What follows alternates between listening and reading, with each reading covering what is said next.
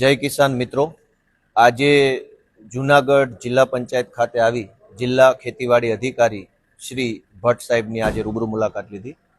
સમગ્ર જૂનાગઢ જિલ્લામાં digital crop સર્વે એટલે કે ખેડૂતોએ પોતાના ખેતરમાં મગફળી એટલે કે માંડવી વાવી છે, એનું ટેકાના ભાવે રજીસ્ટ્રેશન કરાવેલ છે અને આ રજીસ્ટ્રેશન કરાવ્યા બાદ સરકાર તરફથી સેટેલાઇટ દ્વારા સર્વે કરી ખેડૂતોએ જે પાકનું રજીસ્ટ્રેશન કરાયું છે એ જ પાકનું વાવેતર કરેલ છે કે કેમ એનો એક ડિજિટલ ક્રોપ સર્વે થાય છે. આખા જૂનાગઢ જિલ્લાના લગભગ તમામ તાલુકામાં અનેક ખેડૂતોને એવા મેસેજ આવ્યા છે કે તમે જે રજીસ્ટ્રેશન કરાવ્યું છે એ પ્રકારનો પાક તમારા ખેતરમાં ઉપલબ્ધ નથી, એટલે કે મગફળીનું રજીસ્ટ્રેશન કરાવ્યું હોય તો મગફળી તમારા ખેતરમાં સેટેલાઇટમાં નથી દેખાતી. આવા પ્રકારનો પ્રોબ્લેમ આવ્યો છે. આખા જિલ્લાના ખેડૂતો વતી આજે જિલ્લા ખેતીવાડી અધિકારીશ્રીને મેં રજૂઆત કરી છે. ગાંધીનગરના પણ જે અધિકારીઓ છે એમને ફોન કર્યો છે.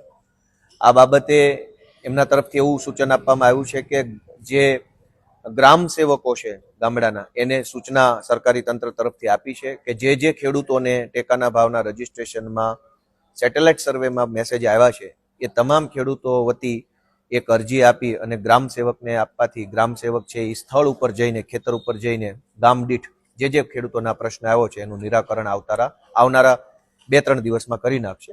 તો આ પ્રકારનું એમણે કામગીરીનું મને માહિતી આપી છે. આપણે આશા રાખી અને બધાને હું વિનંતી કરું છું કે ગામના ગામ સેવક જે હોય એને આ જવાબદારી સોંપવામાં આવી છે જિલ્લા વહીવટી તંત્ર દ્વારા.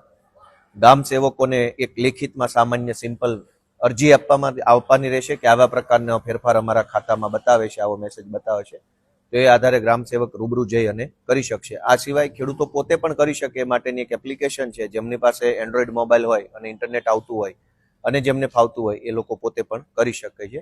અમારી સાથે આજની આ રજૂઆતમાં આમ આદમી પાર્ટીના તાલુકા પંચાયતના સભ્ય શ્રી કૈલાસભાઈ સાવલિયા અને શ્રી રાકેશભાઈ સાવલિયા, પ્રભાતપુર ગામના સરપંચ સહિત અમારી ટીમ પણ આજે આ રજૂઆતમાં સામેલ રહી છે. જય